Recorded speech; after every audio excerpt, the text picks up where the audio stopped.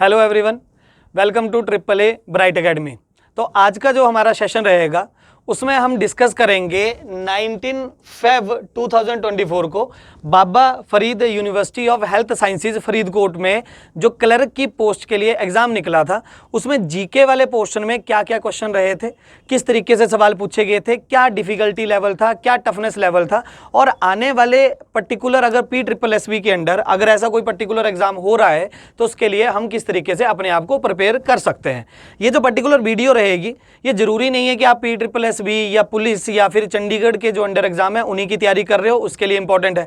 अगर आप हिमाचल जॉब्स या फिर अलाइड सर्विसेज या फिर आप हिमाचल के अंडर जो भी कोई एग्जाम है या फिर हरियाणा के अंडर अगर कोई वैकेंसी निकल रही है या फिर SSC, CGL, CPO, GD etcetera की भी तैयारी कर रहे हो, तो जो जीके वाला पोर्शन उस सब में रहेगा, उन सब के लिए ये पर्टिकुलर वीडियो आपके लिए हेल्पफुल होने वाली है। ठीक है, तो चलो सबसे पहले डिस्कस करेंगे आज का जो फर्स्ट सवाल है हमारा, which is the hottest and brightest planet of our solar system.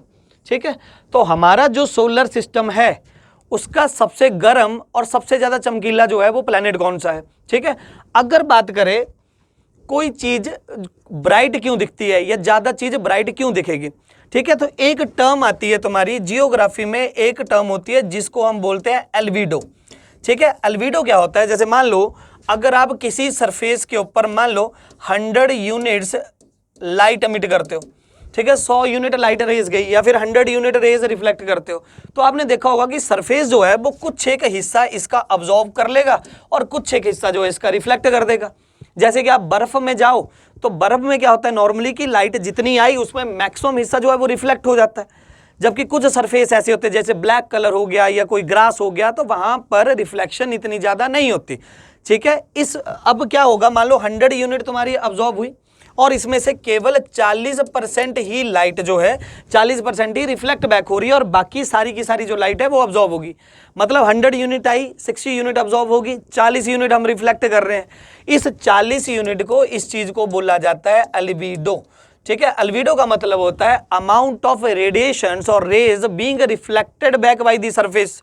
अगर स्नो की बात करें तो स्नो का एल्विडो बहुत ज्यादा होता है, ग्लास का एल्विडो बहुत ज्यादा होता है, ठीक है, वाटर का बहुत ज्यादा कम होगा। ठीक है, स्नो के कंपैरिजन सैंड का थोड़ा कम रहता है और सैंड के कंपैरिजन ओशियन की बात करें तो उनका और भी ज्यादा कम होता है। पानी बहुत कम जो है वो रिफ्लेक्ट करता है, सारे के सारे अपने अंदर ऑब्जर्व कर लेता है। ठीक है, तो जितनी ज्यादा कोई रेज को रिफ्लेक्ट कर रहा है उतनी उसको क्या कहते हैं हम, एल्विडो। एल्विडो का मतलब क्या हुआ, कितनी रेज आ रही है और रिफ्लेक्ट कितनी कर रहा है। ठीक है, तो हमारे यहाँ पर एक प्लेनेट है जिसका एल्विडो है 75% और प्लेनेट का नाम है वीनस। प्लेनेट का नाम क्या है, वीनस या शुक्र ग्रह। ठीक है, 75% एल्विडो का मतलब ये हुआ कि वीनस के ऊपर अगर 100 यूनिट रेज आ रही है तो 75% ये रिफ्लेक्ट कर देता है। गिन के अब्जॉर्ब कितनी कर रहा है, 25%। इसके पीछे वजह क्या है, वीनस के ऊपर जो बादल है। ठीक है, लेकिन बादल पानी के नहीं है। आप बोलोगे बादल तो हमारी अर्थ के ऊपर भी है, तो यहाँ का एल्विडो इतना ज्यादा क्यों नहीं है, क्योंकि ये जो बादल हैं वो किस चीज के हैं, तुम्हारे सल्फ्यूरिक एसिड के। ठीक है, सल्फ्यूर मेनली सल्फर या सल्फ्यूरिक एसिड के क्लाउड्स हैं ये, और सल्फ्यूरिक एसिड के जो बादल होते हैं उनकी रिफ्लेक्टिंग प्रॉपर्टी बहुत ज्यादा है, बहुत ज्यादा रेडिएशन को रिफ्लेक्ट कर देते हैं। इस वजह से वीनस जो है उसका एल्विडो बहुत ज्यादा है। इसलिए कभी आप अगर रात में अगर अंधेरे में आप सोलर सिस्टम को देख रहे हो या हमारे स्टार्स को देख रहे हो तो सबसे ज्यादा चमकता हुआ आपको कुछ दिखेगा रात के टाइम पे, तो मून के बाद वीनस ही है। सबसे पहले दिन में सन आएगा, फिर मून आएगा, फिर उसके बाद क्या दिखता है अपने को, वीनस। ठीक है, तो Venus is the brightest planet of our solar system. एक चीज क्लियर होगी। अब दूसरा यहां पर सवाल क्या है, हॉटेस्ट। ठीक है, गर्म कैसे होगा। अब आल्दो आप लोग ये सोचोगे कि सर सन के सबसे ज्यादा नजदीक तो मरकरी है।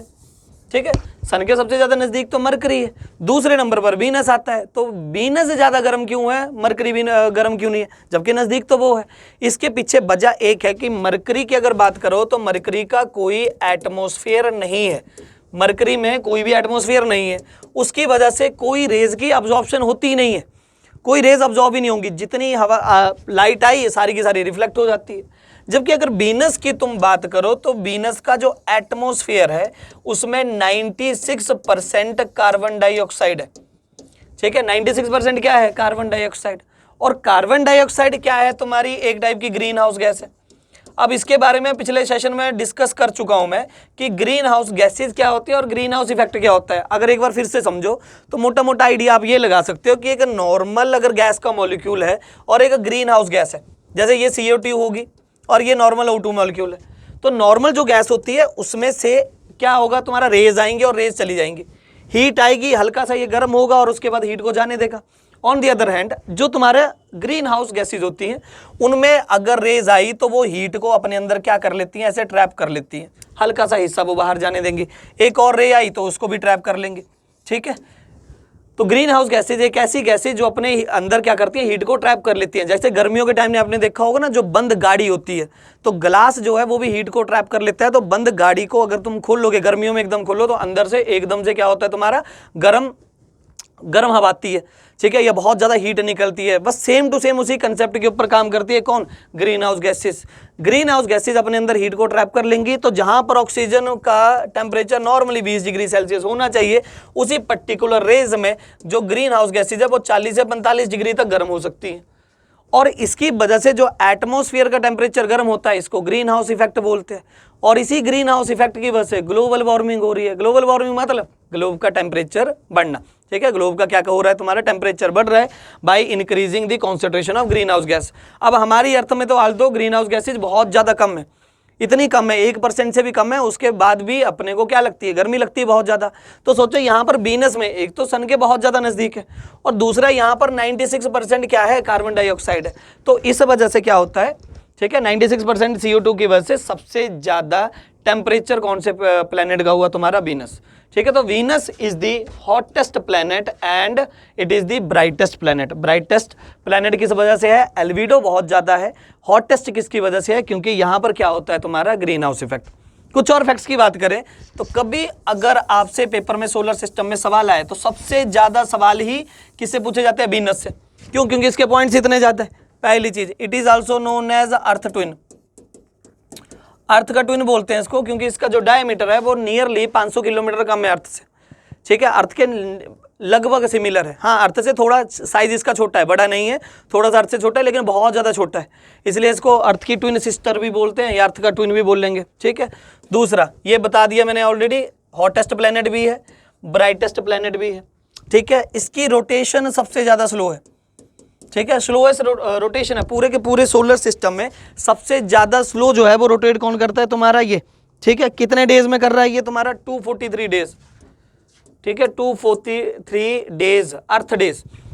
हमारी अर्थ रोटेट करने को एक दिन लगा रही है और ये जो वीनस है वो रोटेट करने में कितना लगा रहा है, 243 डेज लगा रहा है। ठीक है, रोटेशन की भी अगर बात करें तो इकलौता प्लेनेट है पूरे सोलर सिस्टम में, इकलौता प्लेनेट है जो ईस्ट टू वेस्ट रोटेट कर रहा है।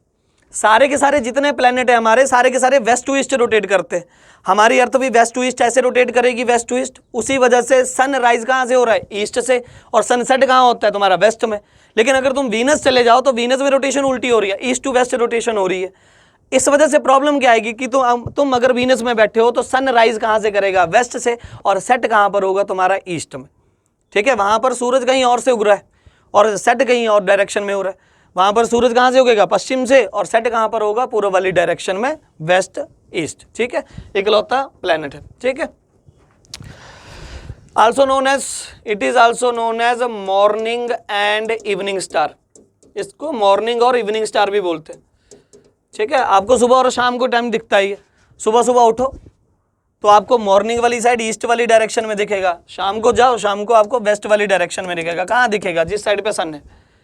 ठीक है, नॉर्मली अगर मान लो ये अर्थ भी है हमारे सोलर सिस्टम में, ये मरकरी है, वीनस है, ये तुम्हारी अर्थ है। अर्थ के इधर वीनस होगा और उसी वाली डायरेक्शन में सन है। तो सन राइज कर रहा है मॉर्निंग में, कहाँ पे, ईस्ट वाली डायरेक्शन से। राइज कहाँ से कर रहा है, ईस्ट में, इसलिए मॉर्निंग में किस साइड को दिखेगा, ये ईस्ट डायरेक्शन में। और सेट कहाँ करता है सन, वेस्ट में, इसलिए इवनिंग में तुम्हारा वीनस कहाँ दिखेगा, वेस्ट में। तो सुबह और शाम के टाइम अगर आपको वीनस देखना हो तो क्या करो, जिस साइड पे सुबह के टाइम ईस्ट वाली डायरेक्शन में ढूंढो वीनस को, और शाम वाले टाइम पे वेस्ट वाली डायरेक्शन में वीनस को ढूंढो, आपको वीनस इजीली मिल जाएगा। That's why this is also known as morning and evening star. ठीक है, चलो नेक्स्ट अगर ऑप्शन की बात करें तो सैटर्न। ठीक है, सैटर्न से सबसे इंपॉर्टेंट सवाल, which planet has the maximum number of satellites. दो प्लैनेट जिनके बीच में कंपटीशन चला रहता है हमेशा, एक प्लैनेट है तुम्हारा जुपिटर और दूसरा प्लैनेट है सैटर्न। हर साल नई सैटेलाइट्स इनकी डिस्कवर होती रहती हैं और नई सैटेलाइट डिस्कवर होने के बाद इनके जो नंबर है वो लगातार बढ़ते रहते हैं। लेकिन फिलहाल इस वाली टैली में जो लेटेस्ट डाटा है उसके अकॉर्डिंगली सैटर्न हाईएस्ट चला है। कितनी सैटेलाइट्स है इसकी टोटल, या कितने चांद है इसके टोटल? इसके चांद है 146। टोटल मून कितने हुए इसके? 146 मून है, जिसमें जो लार्जेस्ट है, लार्जेस्ट का नाम क्या रहेगा अपने? टाइटन। सबसे बड़े चांद का नाम क्या है? टाइटन। ठीक है, टाइटन नाम आपने माइथोलॉजी में सुना होगा। Titan is the largest moon of Saturn and the second largest in solar system. पूरे सोलर सिस्टम में सबसे बड़ा है, पूरे सोलर सिस्टम में सेकंड लार्जेस्ट है, सॉरी। और सैटर्न का क्या है? सबसे बड़ी सैटेलाइट है ये। सबसे इंटरेस्टिंग चीज इसके बारे में ये है कि हमारी अर्थ के अलावा पूरे सोलर सिस्टम में सबसे ज्यादा अगर बारिश की बात करें तो हमारी अर्थ में बारिश हो रही है लगातार। हमारी अर्थ में रिवर्स है, हमारी अर्थ में लेक्स हैं, उसी वजह से लाइफ है। ठीक है, लेकिन टाइटन आप जाओगे तो टाइटन में हमारी अर्थ से भी ज़्यादा बारिशें हैं, वहाँ भी लेक्स हैं, वहाँ भी रिवर्स है। इकलौती जगह है पूरे सोलर सिस्टम में अर्थ के बाद जहाँ पर तुम्हें नदियाँ मिलेंगी, जहाँ पर तुम्हें क्या मिल रहे हैं? जहाँ पर लेक्स मिल रही हैं, ग्लेशियर मिल रहे हैं और वहाँ पर बादल बने हुए और रोज़ बारिश हो रही है, लगभग रोज़ ही बारिश हो रही है वहाँ पर। लेकिन फिर क्या वहाँ पर लाइफ पॉसिबल है कि नहीं है?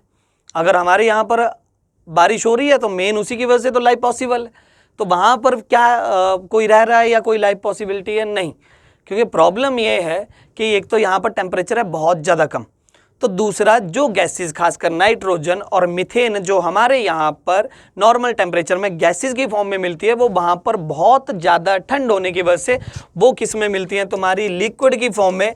इसलिए जो वहाँ पर बारिश हो रही है, जो रिवर हो रही है, वो मेनली किसकी होती है? तुम्हारी लिक्विड मीथेन की।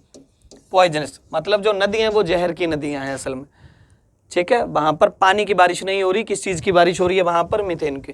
ठीक है, तो इकलौती जगह है टाइटन जहां पर ऐसा होता है। ठीक है, बाकी टाइटन की रिंग्स के बारे में, सैटर्न की रिंग्स के बारे में भी आपको ऑलरेडी पता होगा। ठीक है, अगर मिशन की बात करें तो सैटर्न के ऊपर रिसेंटली नासा और ईएसए का एक मिशन गया। ठीक है, मिशन का नाम क्या है? Cassini and Huygens. ठीक है, हाइजेंस।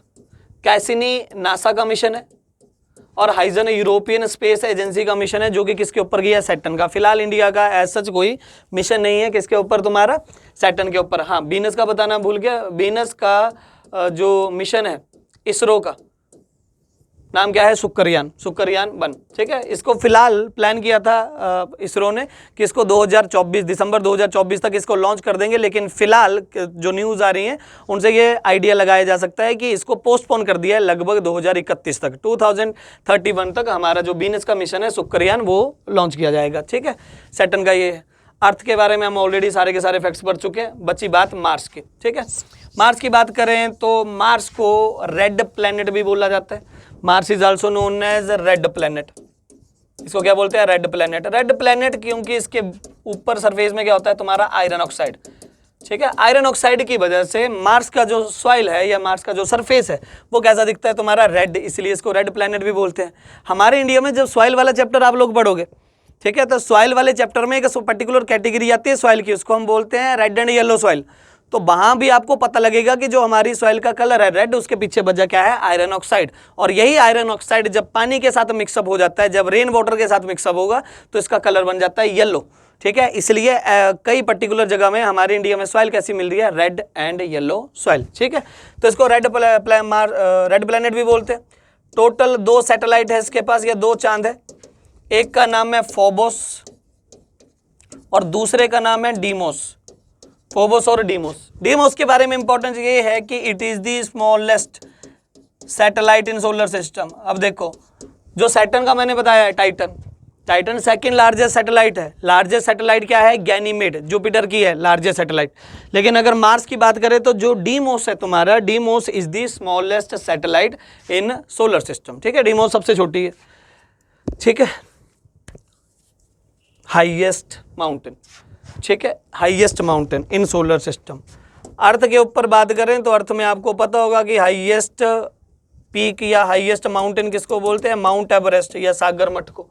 ठीक है, लेकिन अगर सोलर सिस्टम में बात करें तो वो क्या है? तुम्हारा ओलंपिया मोन्स। ओलंपिया मोन्स, ठीक है, एक टाइप का शील्ड वल्केनो है ये। शील्ड वल्केनो है। शील्ड वल्केनो मतलब जिसकी चौड़ाई बहुत ज़्यादा होगी, ठीक है, विड्थ बहुत ज़्यादा है और हाइट भी इसकी बहुत ज़्यादा है। हाइट इसकी रेंज करती है लगभग 21 किलोमीटर से 26 किलोमीटर। रफली आइडिया लगाया जाता है कि किस किलोमीटर से लेके 26 किलोमीटर तक की हाइट है। हमारी माउंट एवरेस्ट से अप्रॉक्सीमेटली 3 गुना ज़्यादा बड़ा माउंटेन है ये, वल्केनो है ये, ठीक है, वल्केनिक माउंटेन्स है। तो लगभग इसकी हाइट कितनी है? 3 गुना ज़्यादा। कहाँ पर लोकेटेड है ये? मार्स में। नाम क्या है इसका? ओलंपिया मोन्स, ठीक है, वल्केनिक माउंटेन है, ठीक है। तो रेड प्लैनेट बोलते हैं मार्स को, ठीक है। मिशन की बात करें तो हमारे इंडिया का भी एक मिशन है इसमें। मिशन का नाम क्या है? मंगलयान। मंगलयान 2013 में लॉन्च किया था इसको इसरो ने, ठीक है। इंडिया का मिशन कौन सा है? तुम्हारा मंगलयान, ठीक है। आई होप सारे पॉइंट आपको क्लियर होंगे। नेक्स्ट क्वेश्चन देखते हैं। Who among the following is conferred with the highest honor Bharat Ratna in 2024? अब जब कांस्टेबल का पेपर मैं आप लोगों के साथ डिस्कस कर रहा था तो उस वक्त मैंने आपको कहा था कि 2024 में जो भारत रत्न मिले हैं वो सवाल बहुत इंपॉर्टेंट बनता है। उस वक्त पेपर में सवाल क्या आया था कि who was the first scientist to win the Bharat Ratna. और यहाँ पर सवाल क्या है? उस वक्त मैंने आपको स्टैटिक में क्या ऐड ऑन करवाया था? मैंने आपको बोला था कि इस साल भारत रत्न किन किन को मिला है वो सारे के सारे पर्सन ऐड करो, ये कभी भी पूछे जा सकते हैं। अभी इसी वाले में 19 फरवरी को जो एग्जाम हुआ उसमें पूछ लिया कि भारत रत्न 2024 में किस किस को मिला है, ठीक है। ऑप्शन क्या है? लाल कृष्ण आडवाणी, ठीक है, Chaudhary Charan Singh, both A and B and none of this. तो अगर 2024 की बात करें तो 2024 में टोटल 5 लोगों को भारत रत्न अवार्ड मिला है। कितने लोगों को मिला है 2024 में? 5 लोगों को। सबसे पहले आ जाएंगे तुम्हारे पीवी नरसिम्हा राव। पीवी नरसिम्हा राव, उस वक्त भी मैंने बताया था कि ये हमारे पीएम रह चुके हैं, फॉर्मर पीएम रह चुके हैं 1991 से 1996, और इनको याद किया जाता है एलपीजी रिफॉर्म्स के लिए। एलपीजी रिफॉर्म मतलब liberalisation, privatisation and globalisation. Liberalisation, privatisation and globalisation वाला जो रिफॉर्म आया था, जिस वक्त भारत के फाइनेंस मिनिस्टर मनमोहन सिंह हुआ करते थे, जो स्टोरी आपने बड़ी बार सुनी होगी कि मनमोहन सिंह का एक ऐसा दौर था जब इंडिया के पास कुछ पैसा नहीं बचा था, इंडिया के पास 1 हफ्ते का गुजारा था, तो उस वक्त भारत में एफडीआई लेके आते हैं, उस वक्त एलपीजी रिफॉर्म लेके आते हैं मनमोहन सिंह और भारत को सारे कर्जे से बाहर करते हैं। उस वक्त भारत के जो प्रधानमंत्री थे उनका नाम क्या था? पीवी नरसिम्हा राव। इनको सबसे पहले मिला भारत रत्न। दूसरे, ठीक है, MS Swaminathan. MS Swaminathan is known as the father of green revolution in India. 1968 से लेके 1967 से लेके 1978 के बीच में जो ग्रीन रेवोल्यूशन इंडिया में चली, उसके पीछे जो मेन मास्टरमाइंड थे या जो मेन प्लान था वो किसका था? तुम्हारा एमएस स्वामीनाथन का, ठीक है। एमएस स्वामीनाथन जो थे इनके रिलेटेड एक और सवाल आ गया है तो वहां पर डिटेल में डिस्कस करेंगे। फिलहाल इतना याद रखो कि he was the father of green revolution, इसके लिए इनको भारत रत्न मिला, ठीक है। तीसरे, कर्पूरी ठाकुर। अब यहाँ पर एक और भारत रत्न, अब यहाँ पर एक ही पेपर में देखना तुम कि कितने सवाल आए हैं। फादर ऑफ ग्रीन रेवोल्यूशन भी इसी पेपर में पूछा है, कर्पूरी ठाकुर के बारे में भी इसी पेपर में पूछा हुआ है। कर्पूरी ठाकुर पहले भी डिस्कस कर चुका हूँ मैं। कर्पूरी ठाकुर भारत के फॉर्मर सीएम ऑफ बिहार रह चुके हैं, 11th सीएम रह चुके हैं बिहार के। और इंदिरा गांधी जब गवर्नमेंट चली थी, जब इमरजेंसी वाला दौर था, तो ये एक प्रोटेस्ट भी छेड़ते हैं इंदिरा गांधी के खिलाफ, ठीक है। तो इनको जन नायक भी बोला जाता है उसी चीज़ के लिए। इस साल इनको भी भारत रत्न मिला। लाल कृष्ण आडवाणी। लाल कृष्ण आडवाणी भारतीय जनता पार्टी के प्रेसिडेंट रह चुके हैं, former president of Bharatiya Janata party. Lal Krishna Advani सारे लोग जानते हैं इनको। 5वें हैं चौधरी चरण सिंह। चौधरी चरण सिंह जो है ये फॉर्मर पीएम रह चुके हैं, ठीक है, भारत के प्रधानमंत्री रह चुके हैं। इनको चैंपियंस ऑफ फार्मर्स भी बोला जाता है। जब ये पीएम थे तो उन्होंने फार्मर्स से रिलेटेड बहुत ज़्यादा रिफॉर्म लेके आए, किसानों की अपलिफ्टमेंट के लिए बहुत ज़्यादा प्रयास किए, इसलिए इनको चैंपियंस ऑफ फार्मर्स भी बोला जाता था। और उसी वजह से जो इनकी समाधि है दिल्ली में, ठीक है, उसको बोला जाता है किसान घाट, ठीक है। तो चरण सिंह, कई बार ये पूछ लिया ना आपसे कि किसान घाट किसको बोलते हैं, ठीक है, किसान घाट कहाँ पर है या किसान घाट किसकी समाधि है, तो वो किसकी है? चरण सिंह। और चरण सिंह को क्या बोलते हैं? Champions of farmer. इसी वजह से इनकी जो समाधि है उसका नाम क्या है? किसान घाट है, ठीक है। तो इस साल टोटल मिला है 5 लोगों को, PV Narasimha Rao, MS Swaminathan, Karpoori Thakur, LK Advani and Charan Singh. अब यहाँ पर ऑप्शन क्या है? लाल कृष्ण आडवाणी मिला हुआ है इस साल, ठीक है, लाल कृष्ण आडवाणी। दूसरा चौधरी चरण सिंह। सारे नाम नहीं पूछे हाल, तो 2, तो see both A and B will be our right answer, ठीक है, इनको मिला है। दूसरी, अगर बात करें फर्स्ट टाइम की, ठीक है, अब पिछली बार जो सवाल आया था वो ये था कि फर्स्ट टाइम किसको मिला। ठीक है, तो प्रेजेंट भी पूछेंगे, फर्स्ट टाइम भी पूछेंगे। तो फर्स्ट टाइम किसको मिला, ठीक है, फर्स्ट टाइम भी मिला था 3 लोगों को, फर्स्ट टाइम मिला। फर्स्ट टाइम कब, 1954 में सिविलियन अवार्ड की शुरुआत होती है, जिसमें टॉप पे अवार्ड कौन था, भारत रत्न। पहली बार किसको मिला, सी राजा गोपालचारी, सी राजा गोपालचारी। सी राजा गोपालचारी कौन थे, भारत के फर्स्ट इंडियन गवर्नर जनरल, या फिर बोल सकते हैं last governor general of India. ठीक है, पिछली वीडियो में मैंने एक सेंगोल वाला कंसेप्ट आपको बताया था कि भारत में माउंट बैटन ने जब जवाहरलाल नेहरू को पावर ट्रांसफर की थी तो उन्होंने एक छड़ी उनको दी जिसको बोला जाता है सेंगोल उस वक्त। और बाद में जाके अभी जब न्यू पार्लियामेंट बिल्डिंग हमारी बनी है उसमें भी एक सेरेमनी की गई जिसमें नरेंद्र मोदी जी को यही वाला सेंगोल थमाया गया। और हमारा जो अभी स्पीकर की पोस्ट है, स्पीकर की पोस्ट में साइड में रखी हुई है छड़ी। ठीक है, इस सेंगोल को ट्रांसफर करने का आइडिया भी सी राजा गोपालचारी जी का ही था। ठीक है, दूसरे थे सर्वपल्ली राधाकृष्णन। सर्वपल्ली राधाकृष्णन को सब लोग जानते हैं। ठीक है, इन्हीं की बर्थ डेट के ऊपर टीचर्स डे 5 सितंबर को हर साल मनाया जाता है। First vice president of India थे ये और सेकंड प्रेसिडेंट ऑफ इंडिया भी थे। ठीक है, सर्वपल्ली राधाकृष्णन। उसके बाद मिला था doctor CV Raman. Doctor CV Raman, इनको 1930 में नोबेल प्राइज में मिला था। कौन सी फील्ड में मिला था इनको जी, फिजिक्स की फील्ड में मिला था।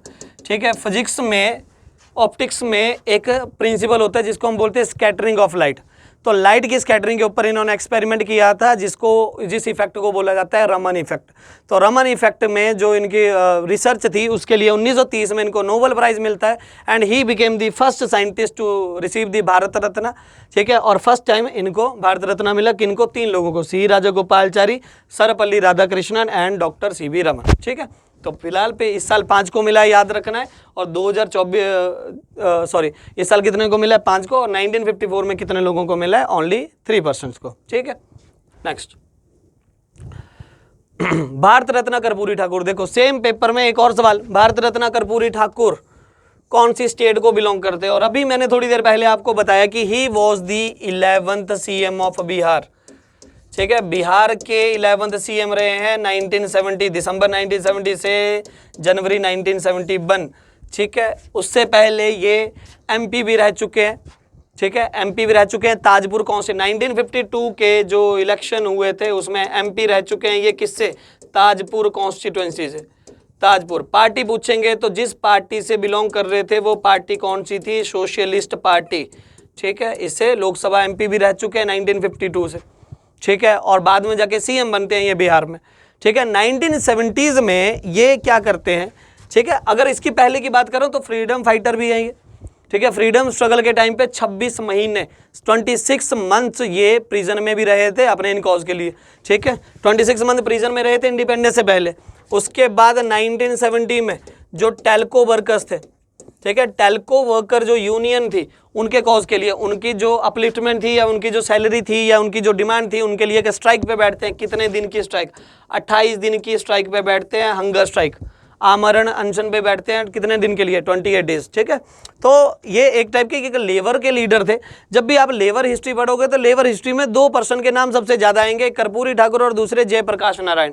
ठीक है, तो कर्पूरी ठाकुर बिहार से थे, बिहार के CM रह चुके हैं। इसके बाद 1977 में फिर से एक बार CM बनते हैं ये, कौन सी पार्टी से, जनता पार्टी से, फिर से एक बार CM बनते हैं। ठीक है, इस वजह से इनको इस साल क्या मिला है, भारत रत्न। ठीक है, अगर निकनेम की बात करें तो इनको, ठीक है, इनको जननायक के नाम से भी जाना जाता है। कर्पूरी ठाकुर को हम क्या बोलते हैं, जननायक, is also known as a जननायक या फिर चैंपियंस ऑफ पुअर्स। ठीक है, इनको जैसे पिछले में चरण सिंह मैंने आपको बताया, चरण सिंह को क्या बोलते हैं, चैंपियंस ऑफ फार्मर्स। इनको क्या बोलते थे, चैंपियंस ऑफ पुअर्स। ठीक है, गरीबों की अपलिफ्टमेंट के लिए इन्होंने प्रोटेस्ट चलाया था उस वाले टाइम पे बहुत बड़ा। यूपी और बिहार में खासकर बेरोजगारी को लेके सेंट्रल गवर्नमेंट के खिलाफ इन्होंने बहुत तगड़ी एक प्रोटेस्ट छेड़ी थी। उस वजह से उनके इनिशिएटिव के लिए इनको इस साल भारत रत्न दिया गया। ठीक है, तो कहाँ से बिलोंग कर रहे हैं ये, बिहार से। ठीक है, चलो next, who is the father of green revolution in India. अब यहाँ पर देखो सवाल बड़ा इंपॉर्टेंट है। ठीक है, father of green revolution in India, पूरी स्टेटमेंट पढ़ो। अगर यहाँ पर साइन ऑफ इंटेरोगेशन लगा दिया जाता इधर ही कि who is the father of green revolution, green revolution के फादर कौन है, तो हमारा यहाँ पर आंसर ही कुछ और होना था। ठीक है, आंसर हमारा क्या बनना था, नॉर्मन बोरलॉग। ठीक है, नॉर्मन बोरलॉग। अब नॉर्मन बोर्ग थे मैक्सिको के, एक साइंटिस्ट थे। ये क्या करते हैं, ये 1960s में एक सीड डेवलप करते हैं जिन सीड्स को बोला जाता है HYV सीड्स। HYV सीड्स का मतलब क्या है, हाई यील्डिंग वेराइटी सीड्स। अब नॉर्मली मान लो कि अगर नॉर्मल बीज अगर आप एक पर्टिकुलर एरिया में डालो और वहां पर अगर 1 टन गेहूं निकल रही है, तो उसके बदले अगर आप HYV सीड्स डाल रहे हो तो जहां पर 1 टन गेहूं निकलेगी उसके बदले कितनी गेहूं निकलेगी, कम से कम 3 या 4 टन। ठीक है, तो इन्होंने एक नई टाइप के सीड्स डिस्कवर किए जिसकी वजह से मैक्सिको में स्टार्टिंग में, यूएसए में क्या होती है, तुम्हारी ग्रीन रेवोल्यूशन की शुरुआत होती है। और वहां पर जब सीड्स उगाए तो वहां की प्रोडक्टिविटी एकदम से बूम कर गई, एकदम से बूस्ट करी। ठीक है, अब यही वाली चीज, इसके लिए इनको नोबेल पीस प्राइज भी मिलता है। ठीक है, नोबेल पीस प्राइज भी मिलता है इनको, कब मिला, 1970 में। ठीक है, तो नॉर्मन बोरलॉग को नॉर्मल पीस प्राइज भी बोलता है। और जो वर्ल्ड में ये ग्रीन रेवोल्यूशन लेके आए उनके लिए इनको बोला जाता है father of green revolution in world. ठीक है, तो फादर ऑफ ग्रीन रेवोल्यूशन कौन हुआ, तुम्हारे नॉर्मन बोरलॉग, जिसके लिए इनको नोबेल प्राइज भी मिला 1970 में। अब हमारे इंडिया के एक पर्सन थे जिनका नाम है MS स्वामीनाथन। ये 1967 में क्या करते हैं, मैक्सिको जाते हैं और वहां से सीड्स लेके आते हैं। अब प्रॉब्लम ये थी कि हमारे इंडिया का ये वाला अगर दौर तुम पढ़ो तो हमारे इंडिया का चला था बहुत ही बुरा हाल। 1962 में हम चाइना से हारे थे। ठीक है, हमारी ऐसी आर्थिक स्थिति ठीक नहीं थी और 1965 में पाकिस्तान के साथ फिर से वॉर होगी। ठीक है, 2 प्रधानमंत्री हमारे लगातार डेथ हुई। 64 में जवाहरलाल नेहरू की डेथ होगी और 66 में लाल बहादुर शास्त्री की ताशकेंत उज्बेकिस्तान में फिर से डेथ हो जाती है। ठीक है, तो उसके बाद कौन आया, इंदिरा गांधी आती है। और 1965 और 60 इस वाले दौर में पिछले 100 साल का सबसे तगड़ा सूखा पड़ा था हमारे इंडिया में। तो हमारे इंडिया गरीबी से जूझ रहा था, हमारा इंडिया भुखमरी से जूझ रहा था। हमारे पास खुद के खाने के ना पैसे थे उस वाले टाइम पे, ना इंपोर्ट करने के पैसे थे, ना उग रही थी कोई चीज़। तो MS स्वामीनाथन को उस वक्त HYV सीड्स के बारे में पता लगता है और वो क्या करते हैं, वहाँ से HYV सीड्स लेके आते हैं और इंडिया में हमारे 3 स्टेट, यूपी, हरियाणा और पंजाब, इन 3 स्टेट के फार्मर्स को क्या करते हैं, ये सीड्स डिस्ट्रीब्यूट करते हैं। और इनको डिस्ट्रीब्यूट करने के बाद ये पता लगता है कि पिछले इतने सालों में सबसे ज़्यादा प्रोडक्टिविटी देखने को मिलती है। जहाँ पर हमारी प्रोडक्टिविटी नॉर्मल होती थी उससे कम से कम 30 गुना ज़्यादा प्रोडक्टिविटी देखने को मिली। 1 साल के अंदर ही हमने अपनी टेक्नोलॉजी को भी एडवांस किया। जो पहले बैल वगैरह होते थे उसमें से ट्रैक्टर वगैरह हम यूज़ लगे करने, मॉडर्न चीज़ों का यूज़ लगे करने, और हमारी जो एग्रीकल्चर सेक्टर था उसको एकदम बूम मिलता है। ठीक है, उसकी वजह से हमारी भुखमरी तो खत्म हुई, हमारा इंडिया कुछ एक चीज़ों में लार्जेस्ट प्रोड्यूसर बन गया। और साथ में हमने उस साल अपनी भुखमरी तो खत्म की इसके अलावा हमने एक्सपोर्ट उस साल बहुत ज़्यादा किया। ठीक है, तो इस पर्टिकुलर फेज को जो कि चलता है 1967 से 1978 के बीच में, इसको हम बोला जाता है ग्रीन रेवोल्यूशन। और इंडिया में कौन लेके आते हैं, तुम्हारे MS स्वामीनाथन। तो सवाल यहाँ पर क्या है, who is the father of green revolution in India. इसका आंसर क्या होगा तुम्हारा, MS स्वामीनाथन। सिंपल आया, who is the father of green revolution, तो क्या करना है अपने को, नॉर्मन बोरलॉग। लेकिन आया कि who is the father of green revolution in India, तो क्या करना है अपने को, MS स्वामीनाथन। ठीक है, चलो। और इसीलिए MS स्वामीनाथन को इस साल क्या मिला है, भारत रत्न। ठीक है, तो दूसरे अगर नॉर्मन बोरलॉग, यहाँ पर एक और नाम है Verghese Kurien. Verghese Kurien is known as father of white revolution. ठीक है, फादर ऑफ व्हाइट रेवोल्यूशन, जिसको ऑपरेशन व्हाइट रेवोल्यूशन को ऑपरेशन फ्लड भी कहा जाता है, ऑपरेशन फ्लड भी बोलते हैं। ठीक है, तो ऑपरेशन फ्लड या फादर ऑफ ग्रीन रेवोल्यूशन हमारे इंडिया में कौन है, हमारे इंडिया में कौन है, बर्गिस कुरियन। ठीक है, अमूल के फाउंडर हैं। किसी और सेशन में इनके बारे में डिटेल में एनालाइज करेंगे, डिस्कस करेंगे। नेक्स्ट क्वेश्चन है हमारा, what is the border between Bharat and China called as. ठीक है, तो यहाँ पर सबसे पहले आप नोट करोगे कि हमारी कंट्री का नाम यहाँ पर क्या लिखा हुआ है, भारत लिखा हुआ है। अब बहुत बार कंफ्यूजन अपने को किस चीज़ का रहता है कि हमारी कंट्री का नाम भारत है कि इंडिया है। क्या नाम है हमारा, भारत है कि इंडिया है। ठीक है, तो जो हमारा संविधान है, संविधान का अगर आप आर्टिकल नंबर 1 पढ़ोगे, किसी भी कंट्री का जो आर्टिकल नंबर 1 होता है वहाँ पर मेनली शुरुआत की जाती है उस कंट्री के नाम से। ठीक है, अब यहाँ पर कंट्रोवर्सी ये है कि हमारी कंट्री का नाम हमने भारत रखना है कि इंडिया रखना है। ये कॉन्स्टिट्यूएंट असेंबली में स्टार्टिंग में बहुत ज़्यादा बहस का टॉपिक था ये, कि इंडिया नाम रखें कि भारत रखें। कुछ लोग जो मॉडर्न इंटेलेक्चुअल पर्सन थे जो ये चाह रहे थे कि इंटरनेशनल लेवल पर आज सारे के सारे लोग अपने को किस नाम से जान रहे हैं, सारे लोग इंडिया के नाम से जानते हैं, तो हमारी कंट्री का नाम क्या होना चाहिए, इंडिया। जबकि जो कंजर्वेटिव लोग थे वो बोल रहे थे कि हमारा जो पुराना रीत चलती आ रही है लगभग आज से 3 या 4 हज़ार साल पहले से लेके अभी तक, जो सबसे एंशिएंट नाम हमारे पास है वो कौन सा है, तुम्हारा भारत। ठीक है, तो इसको रखना चाहिए। ओरिजिनल नाम भारत है, प्रेजेंट नाम इंडिया है। आधे लोग एडवोकेट कर रहे हैं कि इंडिया नाम होना चाहिए, आधे लोग एडवोकेट कर रहे थे कि क्या नाम होना चाहिए, तुम्हारा भारत होना चाहिए। तो फाइनली जाके कंक्लूजन लिया गया कि हम अपने संविधान में दोनों ही नाम लिख देंगे। क्या नाम लिखेंगे, इंडिया दैट इज भारत। ठीक है, तो आर्टिकल नंबर 1 क्या कह रहा है, India that is Bharat shall be a union of state. तो हम बहुत सारी स्कीम्स में हम आज भी इंडियन वर्ड यूज करते हैं और बहुत सारी जगह पे भारत भी यूज करते हैं। तो अगर क्वेश्चन में भारत आया या कहीं कुछ और आया, ठीक है, तो इसमें कोई प्रॉब्लम नहीं है, क्योंकि हमारी कंट्री का नाम इंडिया भी है, ऑफिशियली भारत भी है, इसके अलावा और कोई नाम हमारा नहीं है। ठीक है, और ये सवाल ऑलरेडी पेपर में बहुत बार पूछा जा चुका है कि according to the constitution of India या हमारी कंट्री का ऑफिशियल नाम क्या है, इंडिया दैट इज भारत। मतलब इंडिया भी है और भारत भी है। ठीक है, दोनों है। ठीक है, मेन टॉपिक में है, but is the border between China and India called as. ठीक है, इंडिया और चाइना के बॉर्डर की बात करें तो आज प्रेजेंट डे बहुत ज़्यादा कंट्रोवर्सी है इसके ऊपर। ठीक है, कभी भी चाइना हमारे इंडिया के अंदर एंटर कर जा रहा है। ठीक है, कभी भी कंट्रोवर्सी में वो क्लेम कर रहा है कि अरुणाचल प्रदेश वाला हिस्सा हमारा है, कभी वो क्लेम कर रहा है कि लद्दाख वाला पर्टिकुलर रीजन हमारा है। अब इस सारी की सारी प्रॉब्लम की शुरुआत होती है तुम्हारी 1914 में। ठीक है, 1914 में एक मीटिंग होती है, 3 जुलाई 1914 को एक कॉन्फ्रेंस हेल्ड करते हैं हम। कहाँ पर हेल्ड करते हैं, शिमला में। ठीक है, एक कॉन्फ्रेंस हेल्ड होती है शिमला में, जिसमें ब्रिटिशर्स की तरफ से गए थे सर हेनरी मैकमोहन। ब्रिटिशर्स की तरफ से गए थे सर हेनरी मैकमोहन। तिब्बत की तरफ से, उस वक्त तिब्बत जो था वो चाइना का पूरा हिस्सा नहीं था, तिब्बत जो था।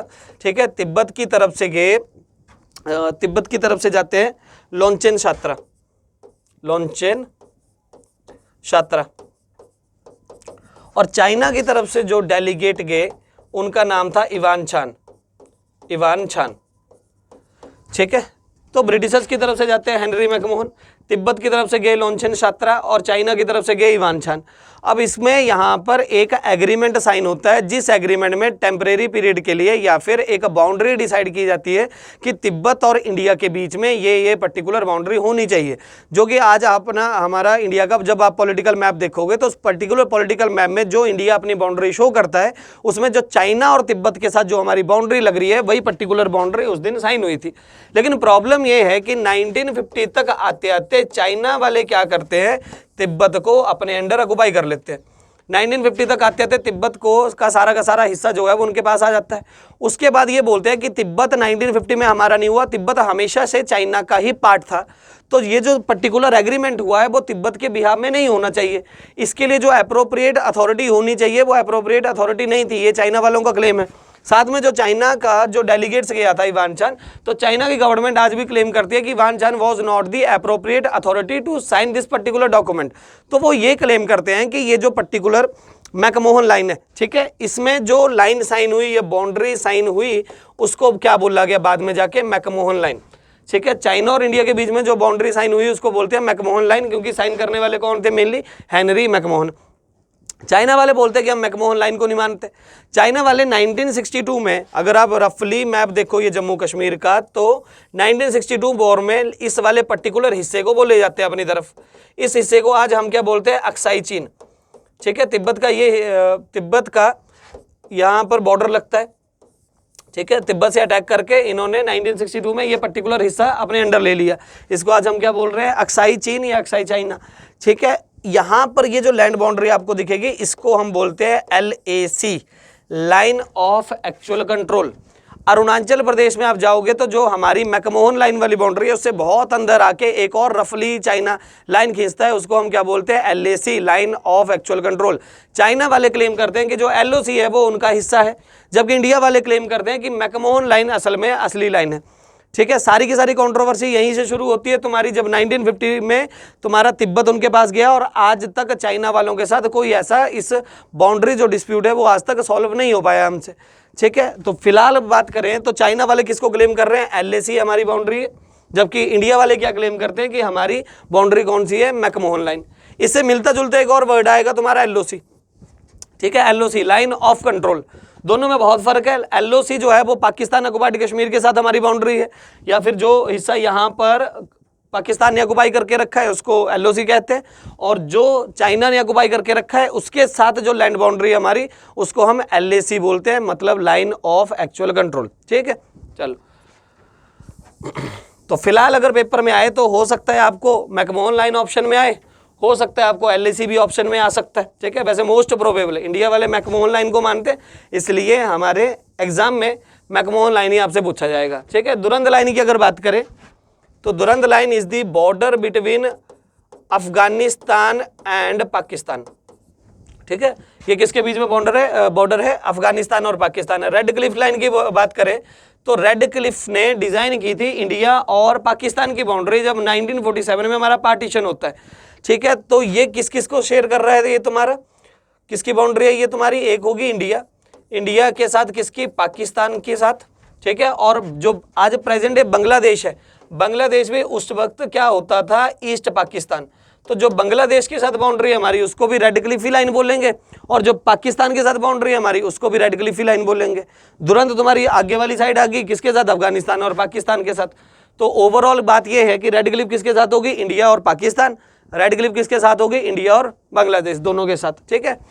मैगिनोट जो लाइन है तुम्हारी, मैगिनोट है तुम्हारी फ्रांस और जर्मनी के बीच में, फ्रांस और जर्मनी के बीच में, ठीक है, मैगिनोट लाइन।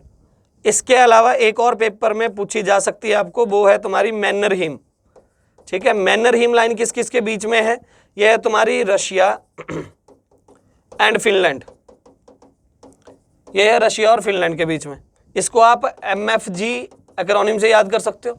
कभी भी किसी गुड्स के ऊपर आप देखो कोई पैकेट होगा, पैकेट के ऊपर MFG डेट लिखी होती है, ठीक है, मैन्युफैक्चरिंग डेट, तो वहां से याद कर सकते हो। और ये यहाँ एक्रोनिम बना सकते हो तुम MRF जो सचिन तेंदुलकर का बैट हुआ करता था, MRF, मैनरहीम रशिया और Finland, MFG France and Germany, ठीक है।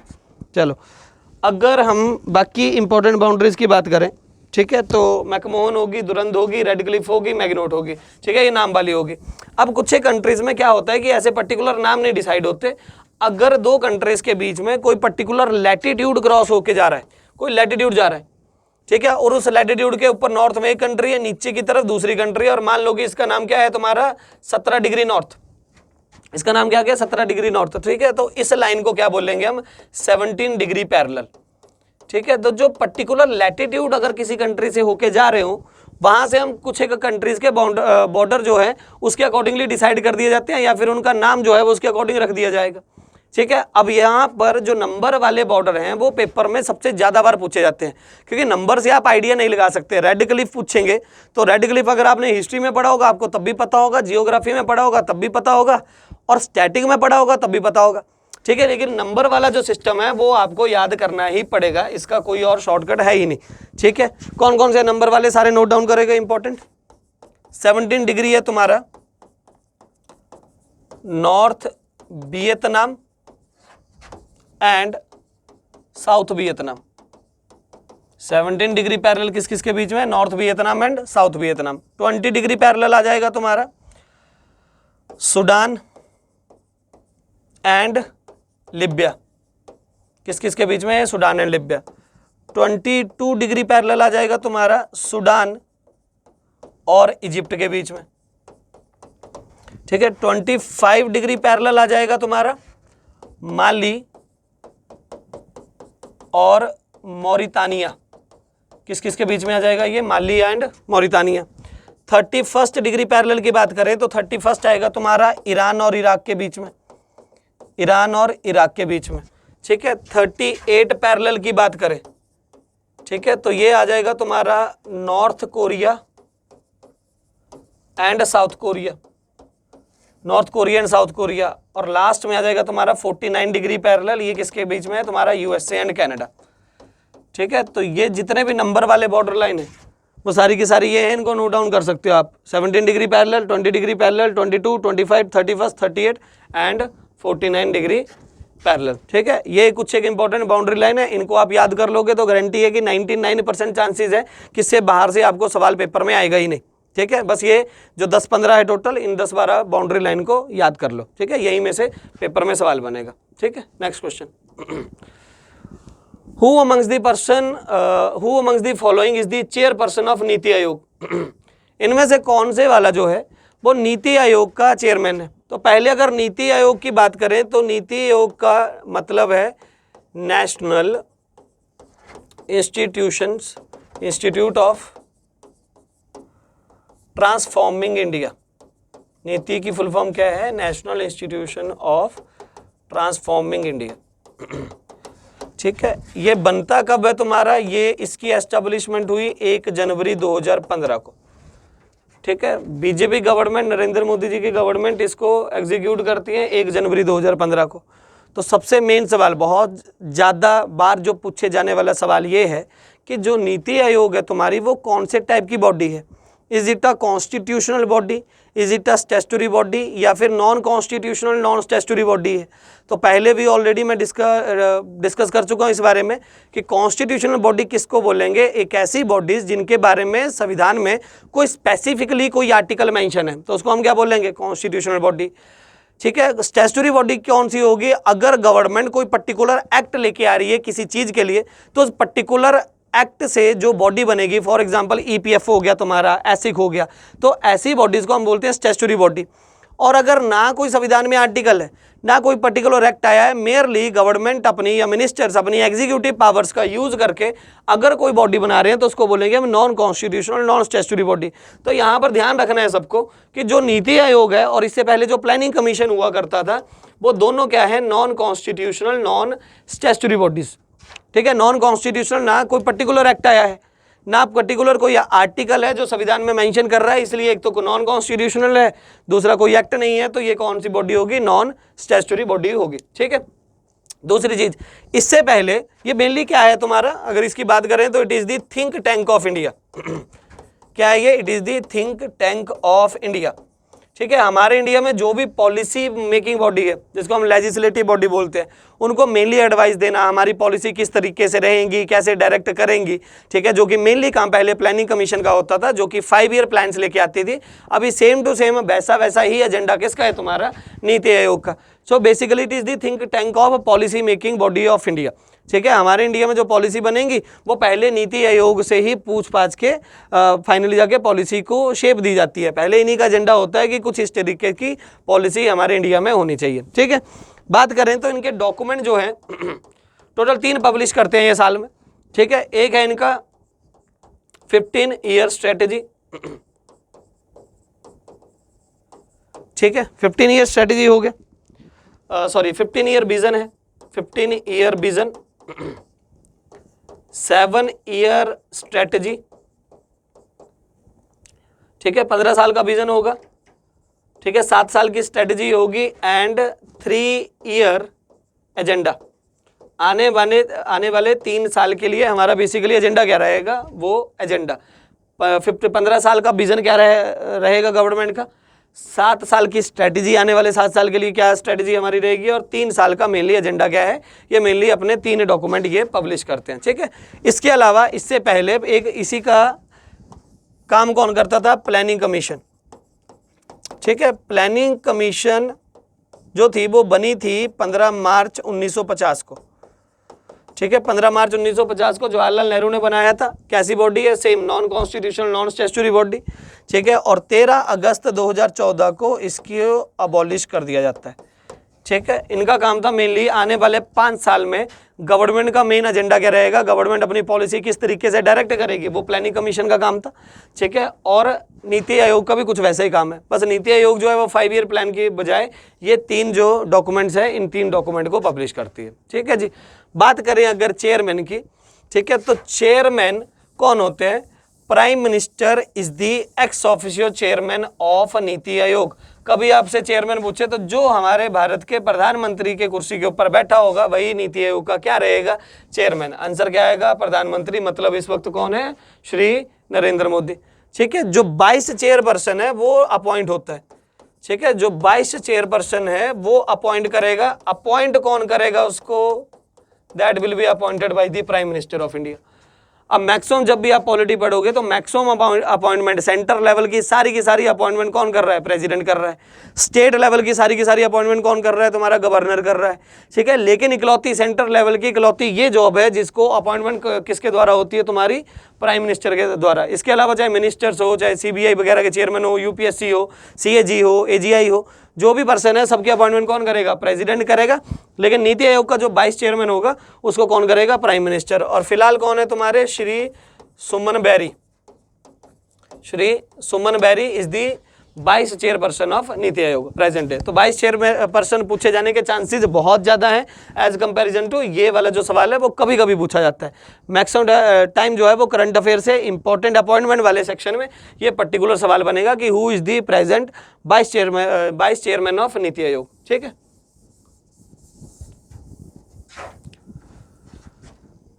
Next question, when was the Indus water treaty signed?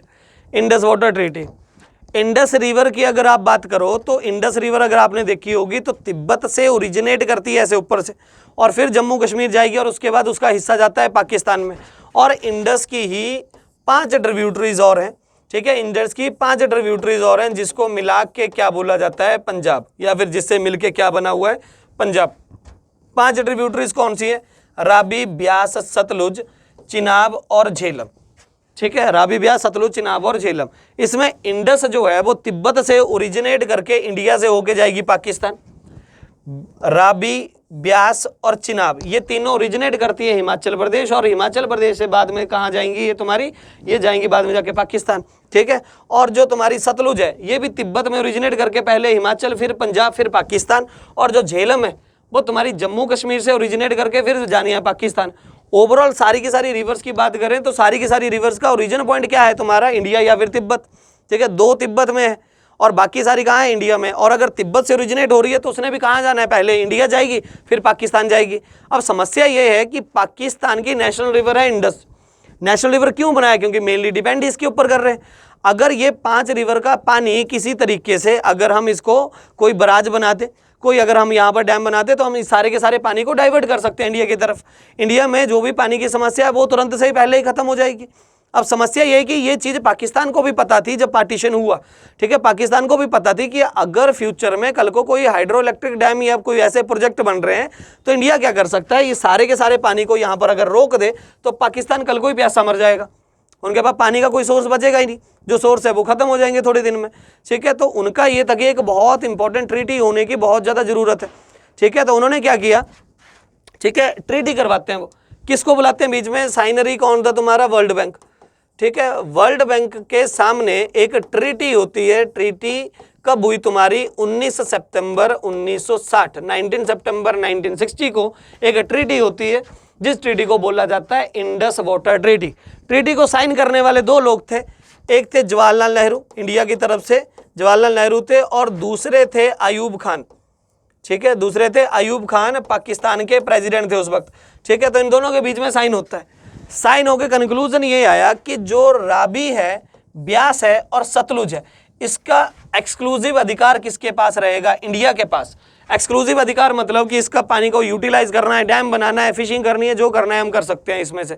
लेकिन जो चिनाब और झेलम है और इंडस है, ठीक है, इसका एक्सक्लूसिव अधिकार किसके पास रहेगा? पाकिस्तान के पास। मतलब कि अगर हमारे इंडिया में से होके जा रही है, हमने अगर उसका यूज़ करना है तो हम कुछ एक पर्पज़ के लिए कर सकते हैं, जैसे इलेक्ट्रिसिटी जनरेशन, डैम यहाँ बना सकते हैं, फिशिंग हम यहाँ पर कर सकते हैं, और लिमिटेड इरिगेशन यूज़ के लिए हम यहाँ का पानी निकाल सकते हैं। ठीक है, पूरा का पूरा पानी डाइवर्ट नहीं कर सकते। ओवरऑल ट्रीटी का कंक्लूजन ये निकलता है कि इंडिया वालों के पास आया 20% हिस्सा इस सारे के सारे इंडस रिवर सिस्टम का, और पाकिस्तान के पास कितना हिस्सा जाता है? 80%। ठीक है, 20% किसके पास आया? इंडिया के पास, और 80% जाता है पाकिस्तान के पास। इस पर्टिकुलर ट्रीटी को बोला जाता है इंडस वाटर ट्रीटी। कब साइन होती है तुम्हारी? 1960 में, जवाहरलाल नेहरू और अयूब खान के बीच में। ठीक है। तो ओवरऑल बात सारी की सारी ये है कि पूरे के पूरे एशिया में इकलौता इंडिया और पाकिस्तान एक क्रॉस बॉर्डर ऐसी ट्रीटी हुई है पानी को लेके, अदरवाइज बाकी किसी भी कंट्री में, एशिया के किसी कंट्री में ऐसी कोई ट्रीटी साइन नहीं हुई है।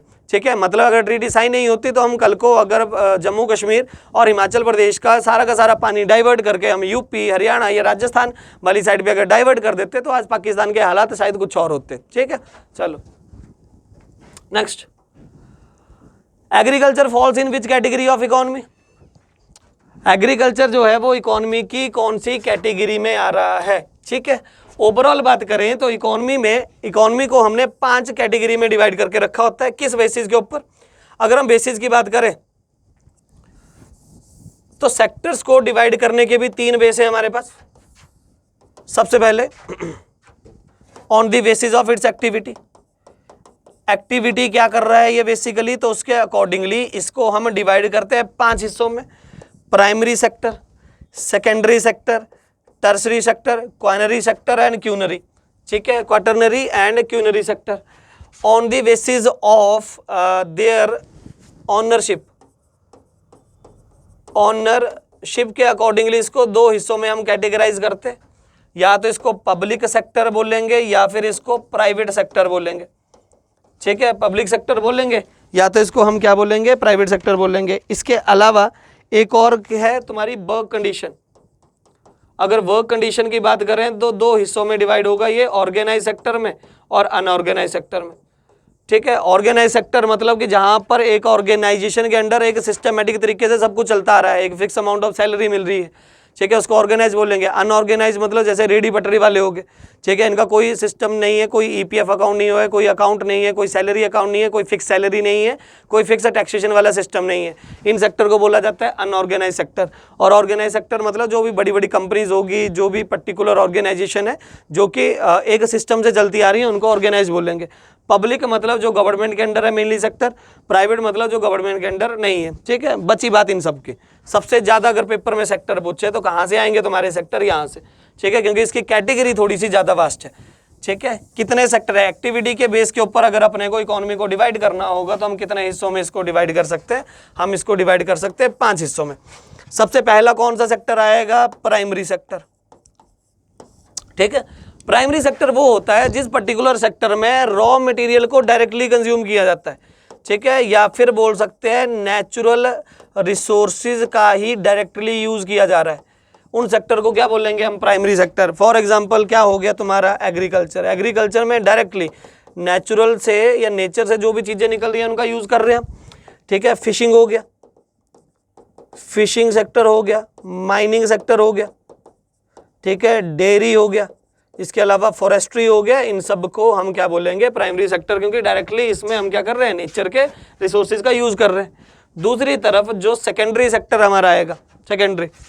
ठीक है, सेकेंडरी में क्या किया जाता है, तुम्हारा जो प्राइमरी सेक्टर के जो रिसोर्सेज है उनको यूटिलाइज करके एक नया प्रोडक्ट मैन्युफैक्चर किया जाता है, उनकी प्रोसेसिंग करके एक नया प्रोडक्ट मैन्युफैक्चर करेंगे। ठीक है, प्राइमरी का यूज करके। फॉर एग्जांपल जैसे आपने कॉटन ले लिया, अब कॉटन का या तो थ्रेड बना दो या कपड़ा बना दो, क्या बन जाएगा तुम्हारा, टेक्सटाइल इंडस्ट्री। ठीक है, गेहूं को ले लो, एग्रीकल्चर में से गेहूं को निकाल लो, गेहूं से क्या करो, आटा बना लो। ठीक है, तो मिल बन जाएगी तुम्हारी। ठीक है, इसके अलावा और तुम्हारी स्टील वाली इंडस्ट्रीज होगी।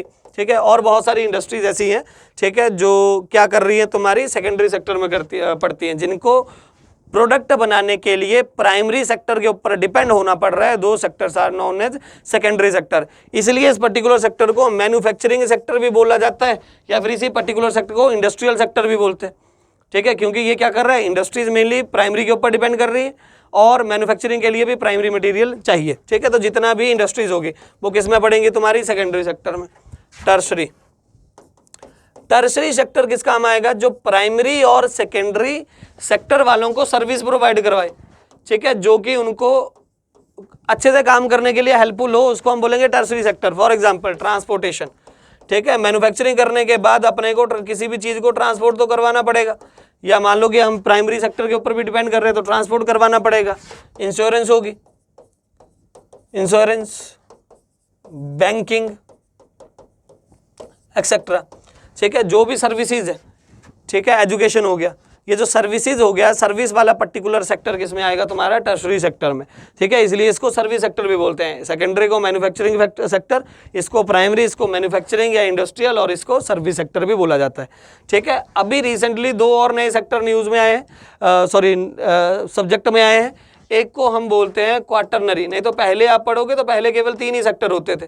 एक है अब तुम्हारा क्या, क्वार्टरनरी। क्वार्टरनरी सेक्टर क्या होता है, जिसके लिए एक स्पेसिफिक नॉलेज चाहिए, ठीक है, एक स्पेसिफिक नॉलेज चाहिए उस पर्टिकुलर फील्ड में जाने के लिए। फॉर एग्जांपल डॉक्टर्स को देख लो, कोई पर्सन डॉक्टर नहीं बन सकता। इंडस्ट्री में दिहाड़ी कोई भी लगा सकता है, गाड़ी जो है वो कोई भी चला लेगा, इसमें ट्रांसपोर्टेशन में कोई भी चला जाएगा, ठीक है। प्राइमरी सेक्टर एग्रीकल्चर कोई भी कर सकता है, लेकिन प्रॉब्लम ये है कि अगर क्वार्टरनरी में अगर आपने जाना होगा तो आपको स्पेसिफिक नॉलेज चाहिए। डॉक्टर हो गया, ठीक है, अकाउंटेंट हो गए, ठीक है, अकाउंट वाला डिपार्टमेंट हो गया।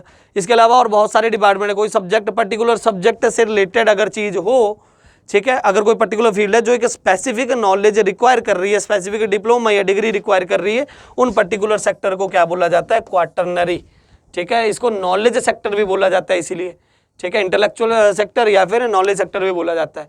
लास्ट सेक्टर हमारा आ जाएगा क्वानरी, ठीक है, क्वीनरी,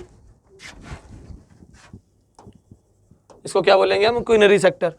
क्वीनरी सेक्टर को गोल्ड कॉलर प्रोफेशन भी बोलते हैं, ठीक है। जो हाई लेवल के डिसीजन होते हैं किसी भी कंट्री में, जो सबसे हाई लेवल पर डिसीजन लिए जाएंगे, वो जो डिसीजन लेते हैं पर्टिकुलर पर्सन, उनको बोला जाता है क्वीनरी सेक्टर। फॉर एग्जांपल किसी कंट्री के, किसी कंपनी के CEO हो गए, ठीक है, गवर्नमेंट के मिनिस्टर्स हो गए, ठीक है, और भी जो भी पर्सन हाई लेवल पर बैठ के जो पॉलिसी मेकिंग पर्सन है, या फिर कंट्री या किसी कंपनी के लिए जो पॉलिसी बना रहे हैं, या फिर जिनके डिसीजन से बहुत ज़्यादा चीज़ें इम्पैक्ट होती हैं, उनको क्या बोला जाता है, क्वीनरी सेक्टर, ठीक है। तो वो किस में आएंगे, क्वीनरी सेक्टर। तो प्राइमरी जिसमें रॉ मटेरियल डायरेक्टली यूज हो रहा है, सेकेंडरी जिसमें प्राइमरी का यूज करके नया प्रोडक्ट बनाया जा रहा है, टर्सरी सेक्टर जो प्राइमरी और सेकेंडरी वालों को हेल्प कर रहा है मूव करने के लिए, और क्वार्टरनरी जिसमें एक स्पेसिफिक फील्ड का नॉलेज चाहिए, और क्वीनरी सेक्टर कौन सा आ जाएगा, जिसमें हाई लेवल डिसीजन तुम लोगों ने क्या करने और बनाने हो, ठीक है। इन सबको क्या बोलेंगे, primary, secondary, tertiary and quaternary and quinary, ठीक है।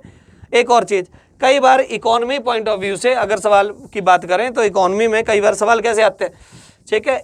मैक्सिमम टाइम सवाल देखा गया है कि which of the following will be the part of core industries और नॉट, ठीक है, इनमें से कौन से वाला जो सेक्टर है वो कोर इंडस्ट्रीज में आता है कि नहीं आता। तो सेकेंडरी सेक्टर्स की अगर बात करें तो सेकेंडरी सेक्टर में है total 8 core industries.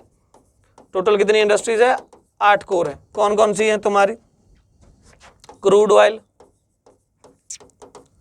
Natural gas, ठीक है, नेचुरल गैस हो गया तुम्हारा, कोल हो गया, इलेक्ट्रिसिटी, ठीक है, steel, cement, fertilisers, steel, cement और फर्टिलाइजर्स, ठीक है। और एक रहता है तुम्हारा रिफाइनरी प्रोडक्ट्स, लास्ट में कौन रहेगा तुम्हारा, रिफाइनरी प्रोडक्ट्स, ठीक है। टोटल 1 2 3 4 5 6 7 और 8, टोटल हमारे पास कितने कोर इंडस्ट्रीज है, टोटल 8 है। 4 इसमें से crude, natural, coal and electricity, mainly electricity से रिलेटेड हो गए, और बाकी तुम्हारे मैन्युफैक्चरिंग वगैरह से रिलेटेड है, ठीक है। चलो next question, which is the area wise largest union territory of Bharat. अब देखो एक और फिर से सवाल, फिर से यहाँ पर इंडिया नहीं वर्ड यूज किया है, यहाँ पर क्या वर्ड यूज किया है, भारत, ठीक है, कोई प्रॉब्लम इसमें नहीं है। इंडिया भी हमारा नाम है, भारत भी हमारा नाम है। आर्टिकल नंबर 1 क्या कह रहा है, India that is Bharat shall be a union of states, ठीक है। Which is the area wise largest union territory of Bharat. अगर बात करें तो हमारे इंडिया में 31 दिसंबर 2019 इस दिन आता है तुम्हारा Jammu and Kashmir reorganisation act. इसके अकॉर्डिंग क्या किया गया, जम्मू कश्मीर जो स्टेट होती थी उसको 2 हिस्सों में डिवाइड किया गया, किसमें, Jammu and Kashmir union territory और लद्दाख यूनियन टेरिटरी, ठीक है। जिसमें जम्मू कश्मीर का एरिया है 1,25,735 स्क्वायर किलोमीटर और लद्दाख का कितना है 96,701 स्क्वायर किलोमीटर, ठीक है। 1,25,535 ठीक है, 535 स्क्वायर किलोमीटर एरिया किसका है, ठीक है, ये है जम्मू कश्मीर का। और लद्दाख का कितना है, 96,701 स्क्वायर किलोमीटर। इससे पहले अगर बात करें, अभी फिलहाल क्या है, Jammu Kashmir is the area wise largest union territory of India. लेकिन 2019 से पहले क्या होता था तुम्हारा, Andaman and Nicobar, Andaman and Nicobar 8,249 square kilometre area, ठीक है, ये लार्जेस्ट यूनियन टेरिटरी हुआ करता था। तो कई अगर आप स्टैटिक जीके की बुक्स पढ़ो या जियोग्राफी की बुक्स पढ़ो तो वहां पर आपको पिछला अगर जीके आपके पास है तो आपको वहां पर क्या मिलेगा आंसर, अंडमान एंड निकोबार। तो अंडमान निकोबार पहले हुआ करता था, 2019 से पहले अंडमान निकोबार हुआ करता था। लेकिन फिलहाल कौन है तुम्हारा, जम्मू कश्मीर 1,25,532 स्क्वायर किलोमीटर हमारा एरिया है, ठीक है। चलो अगर जम्मू कश्मीर की भी बात करें तो जम्मू कश्मीर की जियोग्राफी से रिलेटेड मेनली दो सवाल आपको देखने को मिलेंगे। पहली चीज, what is the highest peak of India, it is K2, ठीक है, हाईएस्ट पीक ऑफ इंडिया कौन सी है तुम्हारी, K2, जिसको क्या बोला जाता है, गॉडविन ऑस्टिन, ठीक है, गॉडविन ऑस्टिन। ये बहुत इंपॉर्टेंट है कि K2 का अनदर नेम क्या है, गॉडविन ऑस्टिन। इसके अलावा इसके दो और नाम है, एक है इसका चौगोरी, एक नाम क्या है इसका चौगोरी, और दूसरा क्या है इसका कौगिर, कौगिर, ठीक है। तो गॉडविन ऑस्टिन, चौगोरी और कौगिर सारे किसके नाम है तुम्हारे, K2 के। हाइट कितनी है K2 की, 8611 मीटर्स, ठीक है। हाईएस्ट पीक वर्ल्ड की कौन सी है, माउंट एवरेस्ट, जिसको सागर मठ भी बोला जा रहा है। और इंडिया की हाईएस्ट पीक कौन सी है, K2। बहुत कंफ्यूजन रहता है किसमें, K2 और कंचनजंगा में। आल्दो कंचनजंगा की हाइट इससे कम है, ठीक है, लेकिन कंचनजंगा जो है वो हमारे इंडिया की सेकंड हाईएस्ट पीक है, हाईएस्ट पीक नहीं है। हाईएस्ट पीक तुमसे पूछा तो क्या करना है तुमने, K2 ही करना है। आल्दो पाकिस्तान ऑक्युपाइड कश्मीर में है, लेकिन उससे कोई प्रॉब्लम नहीं पड़ती क्योंकि पॉलिटिकल मैप जो इंडिया का है, ठीक है, उसमें हम क्लेम करते हैं कि POK भी हमारा है और K2 भी हमारा है। तो अगर पेपर में सवाल अगर आया हाईएस्ट पीक ऑफ इंडिया तो क्या करना है अपने को करना है K2, ठीक है, कंचनजंगा नहीं करना है, ठीक है। इसके अलावा सियाचिन ग्लेशियर भी यहीं पर है, ठीक है, Siachen glacier. Siachen glacier state कोई नहीं पूछेगा क्योंकि सबको पता है कि स्टेट मैक्सिमम सारे के सारे लोगों को पता होता है। पूछेंगे कि कौन सी वैली में लाई करता है, ठीक है। तो सियाचिन ग्लेशियर कहाँ लाई करता है तुम्हारा, नुब्रा वैली। टोटल लेंथ इसकी कितनी है, 76 किलोमीटर। नुब्रा वैली जम्मू कश्मीर में क्या है तुम्हारा, सियाचिन ग्लेशियर, जिसकी लेंथ है total 76 kilometre. Polar ice caps के बाद दुनिया का सबसे बड़ा ग्लेशियर है ये, ठीक है। इतना पानी का रिजर्व और कहीं तुम्हें देखने को नहीं मिलेगा जहां पर पोल्स के बाद, ठीक है, नॉर्थ पोल और साउथ पोल के बाद कहीं पर है तो वो कहां पर है, सियाचिन ग्लेशियर, नुब्रा वैली, ठीक है। चलो next question, who was the first education minister of independent India. आज़ादी अपने को मिली 15 अगस्त 1947, 15 अगस्त 1947 को अपने को आज़ादी मिली। और इंडिपेंडेंस के बाद हमारे इंडिया में एक प्रोविजनल गवर्नमेंट सेटअप की जाती है। उस प्रोविजनल गवर्नमेंट के प्रधानमंत्री बनते हैं पंडित जवाहरलाल नेहरू, डिप्टी प्रधानमंत्री बने वल्लभ भाई पटेल, और एजुकेशन मिनिस्टर बनते हैं मौलाना अबुल कलाम आज़ाद। क्या बने हमारे, एजुकेशन मिनिस्टर सबसे पहले, ठीक है। अब उस वक्त जो मिनिस्टर्स थे वो सारे के सारे, सवाल ही बहुत ज़्यादा इंपॉर्टेंट है, ठीक है, सारे ही सवाल पूछे जाएंगे आपसे, ठीक है। एजुकेशन मिनिस्टर कौन था, हेल्थ मिनिस्टर कौन था, हेल्थ मिनिस्टर तो बहुत ज़्यादा इंपॉर्टेंट है, फर्स्ट वुमेन मिनिस्टर थी हमारी गवर्नमेंट में, ठीक है, एजुकेशन मिनिस्टर। इन्हीं के बर्थडे पे हर साल 11 नवंबर को बनाया जाता है नेशनल एजुकेशन डे, ठीक है। नेशनल एजुकेशन डे कब मनाया जाएगा, 11 नवंबर। 11 नवंबर को क्यों मनाया जाता है, क्योंकि उस दिन हमारे इंडिया के जो फर्स्ट एजुकेशन मिनिस्टर थे मौलाना अबुल कलाम आज़ाद, उनका क्या था, बर्थ एनिवर्सरी है उस दिन, ठीक है। आगे अगर देखें तो ये सारे के सारे इंपॉर्टेंट मिनिस्टर्स के पोर्टफोलियो हैं।